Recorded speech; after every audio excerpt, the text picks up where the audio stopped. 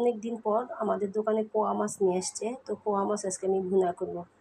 তো এই যে মাছগুলো একটু বড় ছিল, এই জন্য আমি মাঝখানে ফেল দিছি যাতে ভাজতেও সুবিধা হয়, রান্না করতে সুবিধা হয়। তো আমি যে পোয়া মাছটা ভুনা করবো, আগে হলুদ লবণ দিয়ে ভালো করে মেখে ভাজবো। তো হলুদ দিলাম, লবণ আর শুকনো মরিচের গুঁড়া, এই তিনটা দিয়ে মাছটা ভালো করে মেখে নেব। করে পোয়া মাছগুলো আমি মেখে এখন তেলে ভাজা করবো।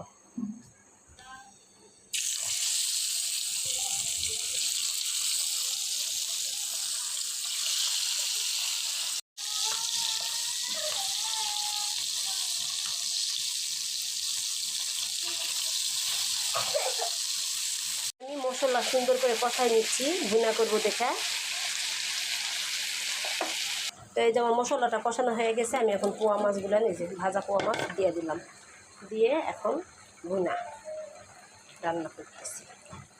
পোয়া মাছের ভুনা আমি গায়ে গায়ে রাখছি ভুনাটা, কারণ পোয়া মাছটা আমার ঘরে শুধু আমি খাই আর আমার বাবা খাবে। আর এই যে ভুনা হয়ে গেছে, ধনা পাতা দিলে আরেকটু ভালো হতো, কিন্তু ধনা পাতা দিলাম না। তো এই যে পোয়া মাছের ভুনা আমার রেডি। সুন্দর না?